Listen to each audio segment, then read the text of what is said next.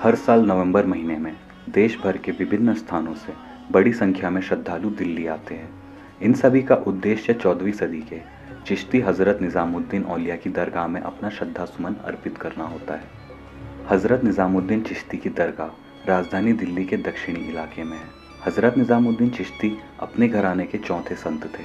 इस सूफी संत ने वैराग्य और सहनशीलता की मिसाल पेश की है। कहा जाता है कि 1303 ईस्वी में इनके कहने पर मुगल सेना ने हमला रोक दिया था।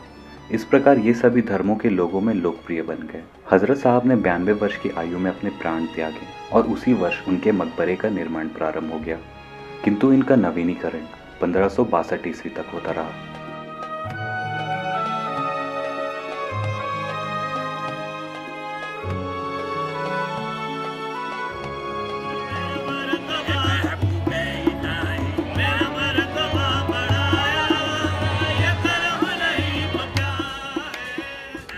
कैसे पहुंचे दरगाह? यह दरगाह निज़ामुद्दीन रेलवे स्टेशन के नज़दीक मथुरा रोड से थोड़ी दूरी पर स्थित है। दरगाह के आसपास का क्षेत्र भी संत निज़ामुद्दीन के नाम से जाना जाता है। यह क्षेत्र दो भागों में बटा हुआ है। एक निज़ामुद्दीन वेस्ट, जहां दरगाह और निज़ामुद्दीन मार्केट स्थित है, जहां दुकानों पर फूल, लोहबान, टोपियां आदि मिल जाती है। दूसरा निज़ामुद्दीन ईस्ट, जो अच्छा खासा रिहायशी क्षेत्र है, जो हुमायूं के मकबरे और निज़ामुद्दीन रेलवे स्टेशन के बीच स्थित है।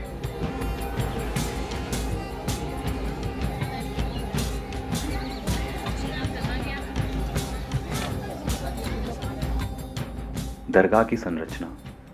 दरगाह में संगमरमर से बना एक छोटा चौकोर कमरा है। इसके संगमरमरी गुंबद पर काले रंग की लकीरें हैं। मकबरा चारों ओर से मदर ऑफ पर्ल कैनापी और मेहराबों से घिरा है, जो झिलमिलाती चादरों से ढकी रहती है।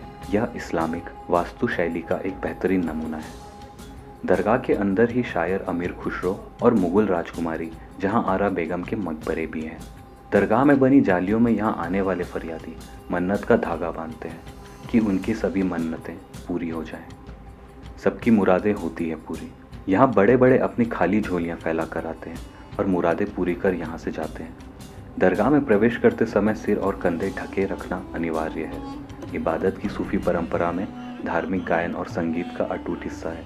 मुख्य रूप से बृहस्पतिवार को, मुस्लिम अवकाशों और त्योहारों के दिनों में यहाँ काफ़ी भीड़ रहती है। इन अवसरों पर कई कव्वाल अपने गायन से श्रद्धालुओं को भक्ति रस में सराबोर कर देते हैं। अगर आपको दरगाह जाना हो तो उसके लिए शाम 5 बजे से 7 बजे के बीच का समय सबसे अच्छा है। दरगाह के प्रांगण में ही लंगर की भी व्यवस्था है। इसका आयोजन 2 समय होता है। ये परंपरा हजरत साहब के समय से ही है। उनका मानना था कि लोगों को खिलाना सबाब का काम होता है। बिना निज़ामुद्दीन औलिया के कोई दिल्ली नहीं। कहते हैं कि दिल्ली के जिस भी शासक ने निज़ामुद्दीन औलिया का सम्मान नहीं किया, उसका राज्य ज़्यादा दिन तक नहीं चला।